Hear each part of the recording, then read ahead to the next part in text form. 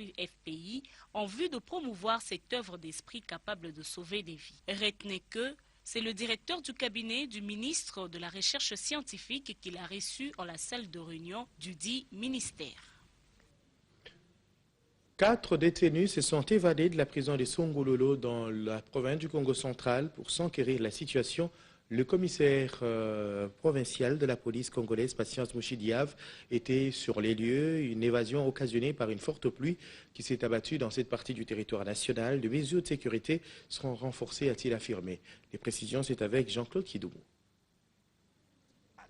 Les évadés de la prison de Songololo, leur fuite a été occasionnée par une forte pluie qui s'est abattue dans la nuit du 15 au 16 décembre, leur laissant le champ libre. Cynthia Yenza, détenue pour enlèvement d'enfants.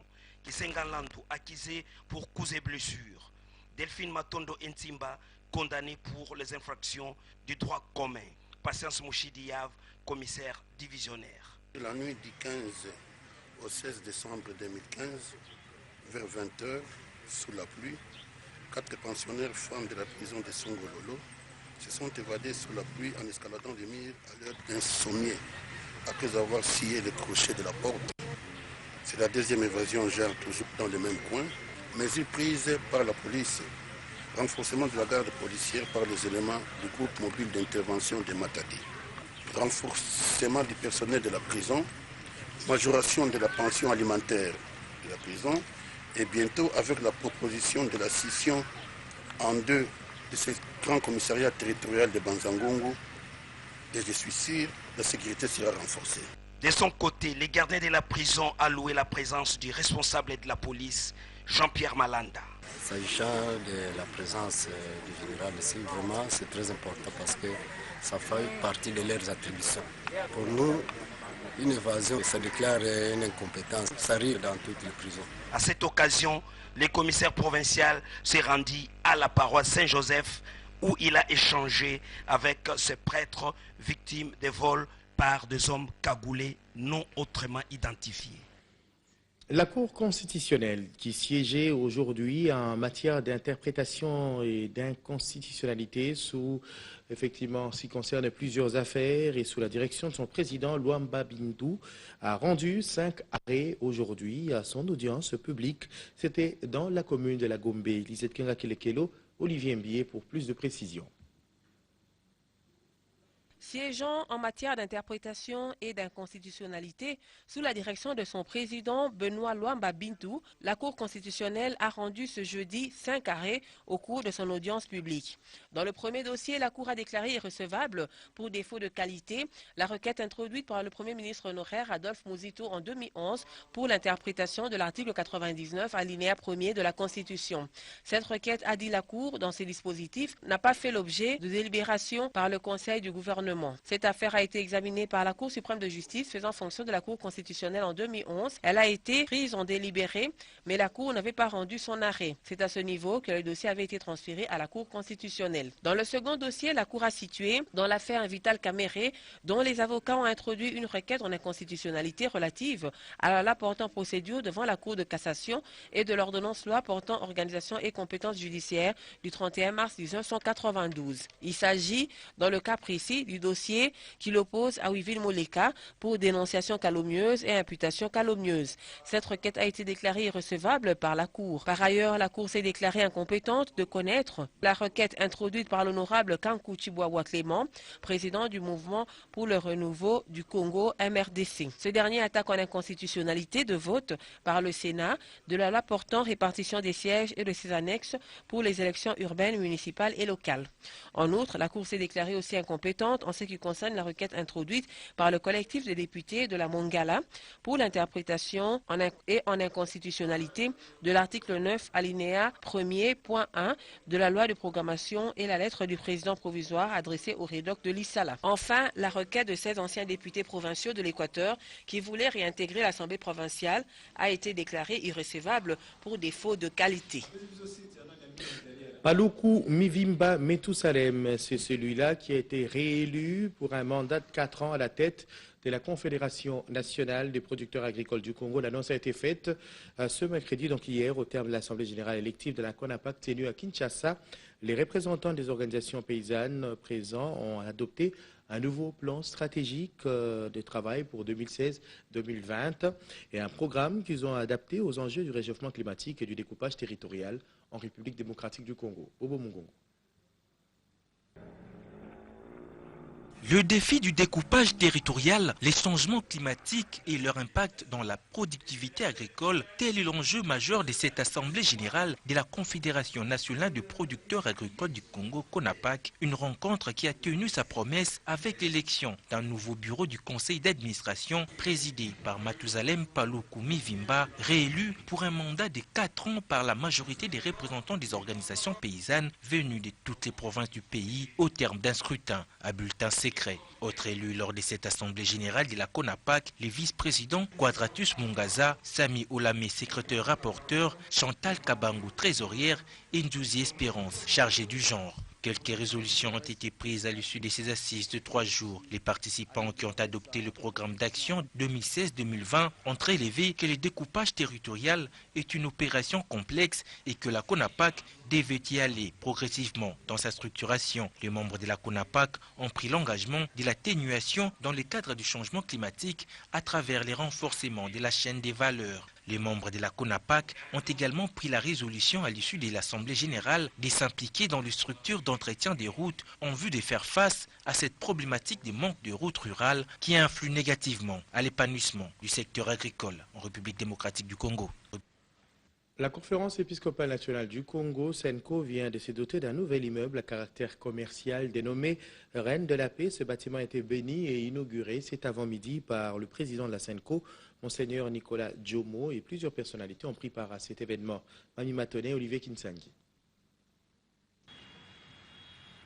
L'acquisition de ce beau bâtiment répond aux besoins exprimés par les évêques congolais de l'autoprise en charge de l'Église par les fidèles laïcs. 2 ans après, la générosité de ces fidèles a porté du fruit. Parmi les autorités invitées à cette grande messe, le gouverneur de la ville de Kinshasa, André Kimbuta Yango, a eu des mots justes pour vanter les merveilles de l'Église catholique.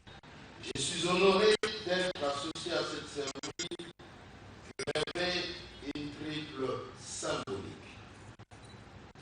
D'abord, l'érection d'un bâtiment moderne par la SENCO au centre-ville de Kinshasa s'inscrit sur la droite ligne de la révolution de la modernité. Ensuite, l'épigraphe portée sur le bâtiment fait honneur à la reine de paix, Maman Waboboto. Monseigneur Nicolas Djomo, évêque du diocèse de Tchumbe et président de la SENCO, a remercié tous ceux qui se sont investis pour la réalisation de cette œuvre. À vous tous qui, de près ou de loin, avez apporté une pierre à cette construction et en particulier à la déléguée d'œuvre, comme Anacha de voir tout à l'heure, s'adresse mes vives félicitations auxquels je joins les remerciements les plus sincères. Il s'en est suivi la bénédiction et l'inauguration proprement dite de l'immeuble. Notez que le bâtiment de 5 étages inauguré ces jours comprend 40 bureaux, 40 appartements, salles de réunion et des gymnastiques. Certains locaux seront mis à la disposition des tierces personnes. Les fêtes de Noël et des Nouvel An, vous le savez, c'est pour très bientôt d'ailleurs, mais malheureusement, il apparaît que rien n'indique que les Quinois s'y préparent.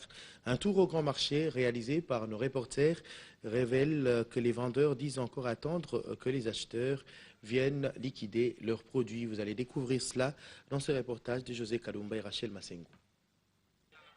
À quelques jours des festivités de la Nativité et de Nouvel An, l'ambiance demeure encore timide au marché central de Kinshasa. Pourtant, cette période est généralement caractérisée par un engouement des acheteurs des vêtements, chaussures, etc. Mais aussi des objets de décoration des maisons tels que les sapins, Père Noël et guirlandes. Les vendeurs rencontrés ce jour disent leur mécontentement.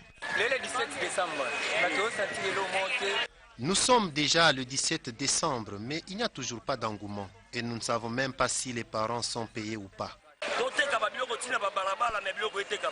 Nous sommes sortis même sur la voie publique et les acheteurs ne viennent toujours pas.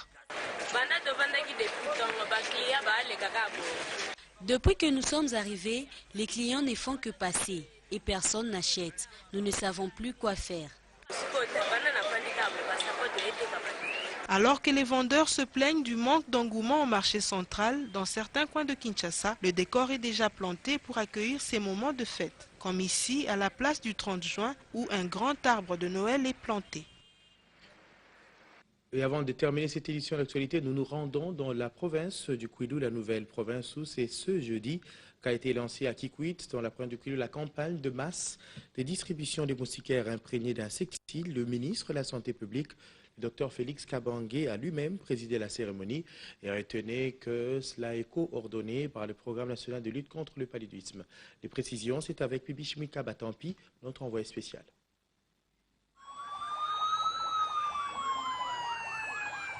La ville de Kikwit a vibré ce jeudi au rythme de lancement officiel de la campagne des masses de distribution gratuite des moustiquaires imprégnés d'insecticides à longue durée. Cette campagne concerne la province du Kwilu, le Kwango et le Maïndombe. Dans l'avant-midi, le Programme national de lutte contre le paludisme a organisé une caravane motorisée sur les grandes artères de la ville, avec un seul message, appeler la communauté à dormir toutes les nuits sous la moustiquaire imprégnée d'insecticides, l'une des méthodes efficaces de prévention du paludisme, une maladie endémique au Kwilu. C'est aux environs de midi, sur la tribune de Kikwit, que le ministre de la Santé, Dr Félix Kabange, a présidé la cérémonie de lancement des activités de distribution gratuite des moustiquaires imprégnés d'insecticides. Cette campagne vise la réduction du taux de mortalité dû au paludisme dans les 3 provinces issues du Bandundu démembré. Il vise également à éliminer cette maladie dans ces 3 provinces. Je voudrais dire que distribuer des moustiquaires à autant de ménages est une entreprise complexe qui requiert le respect des dispositions prises. Je conseillerais ainsi aux chefs de ménage ou à leurs représentants de se présenter en toute discipline, munis de leurs jetons à partir d'aujourd'hui dans les sites de distribution selon la zone de résidence. Dans son intervention, le représentant du Fonds mondial a souligné que son institution continuera à financer l'achat des mildes, des moustiquaires imprégnés d'insecticides à longue durée pour l'ensemble du territoire national et d'approvisionner régulièrement le pays en médicaments antipaludéens. Le commissaire spécial de la province du Kwilu promet pour sa part de s'attaquer à toute personne qui sera impliquée dans la vente ou vol des moustiquaires imprégnés d'insecticides. Cette journée a été agrémentée par l'artiste musicien Giama Werason de Wenge Maison Mère.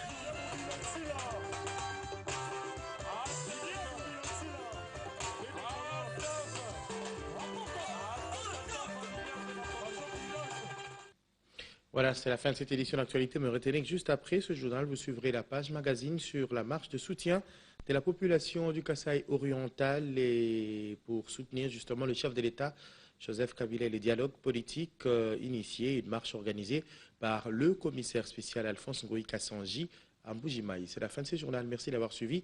23h, les Lidima Fouta Kanouba. Je vous retrouve demain, 19h30 à Kinshasa.